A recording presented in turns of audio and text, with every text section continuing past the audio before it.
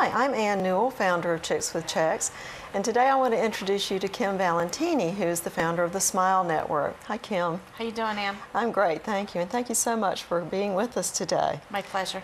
I'd like you to tell us first how you came to found the Smile Network. What was the catalyst for this? Approaching 50 was the catalyst. I have spent, as most of us, my entire life in the adult life in the corporate world, and as I was approaching 50, kind of put together my list of things I wanted to do in the second half of my life, and opened my little art gallery, travel here, do this, do that, and one of the things was to get a nonprofit off the ground that would take care of children born around the world with facial deformities. What I didn't know when I put that list together is that 10-hour-a-week commitment, or commitment that I thought would be 10 hours a week, has really turned into a lifestyle. How did you decide on children with facial deformities? And I've always traveled in my corporate career to developing countries, and so I was aware of the problem and how prevalent it is and how it goes unaddressed in many developing countries. And it was just always something that bothered me, and a lot of my corporate background was in public relations and marketing, and realized that those skills transferred, and that through public relations efforts I could tell a story and help make the difference in the lives of children by bringing attention to it.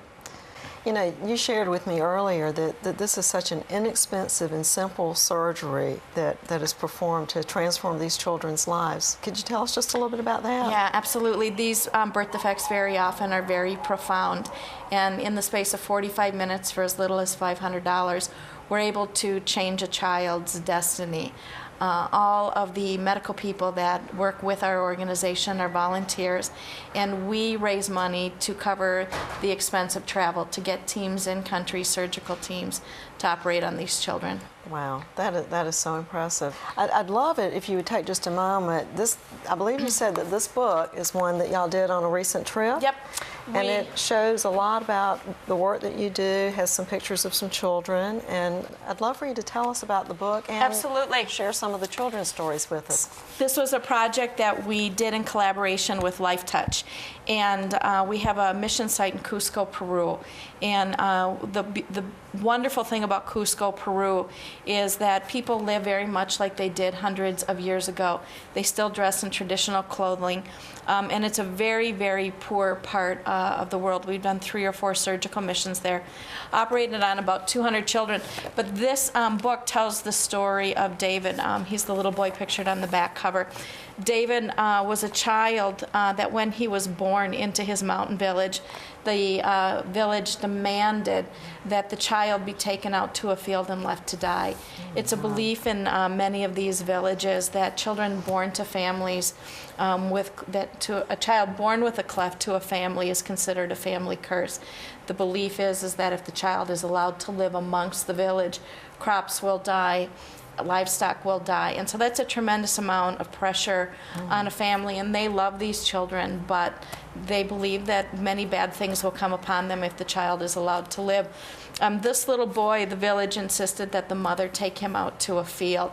She had 2 other children, and they literally walked her out to a field. And when they did that, she kept walking. And she had heard of our existence and that we were coming to a village that was 2 days from her village, and she walked for 2 days to get to us. And we were able to get her and her son on the surgery schedule. We have since gone back and followed up on David and his mother Rosa to see how the story ended, because she had been alienated from her village.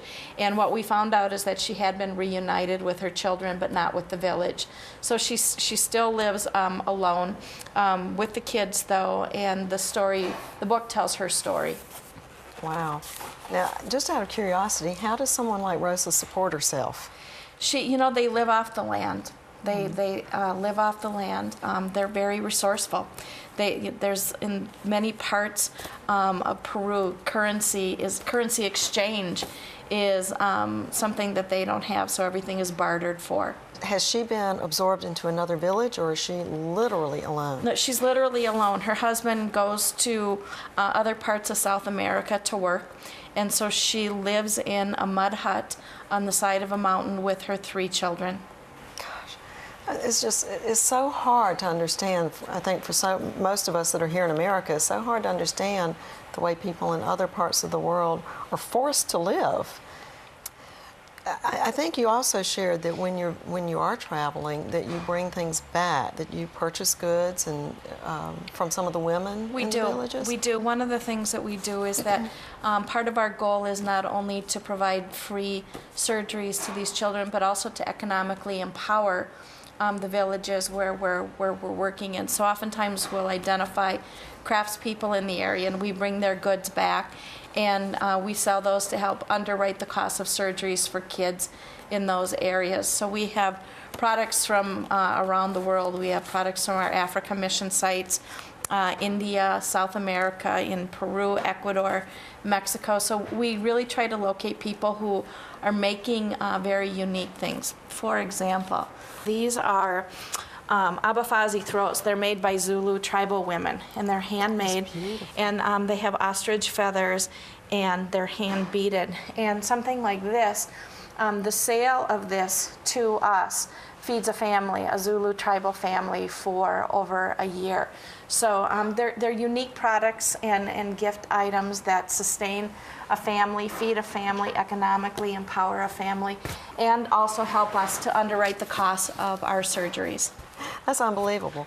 Now, this is all handmade, correct? Yep, handmade.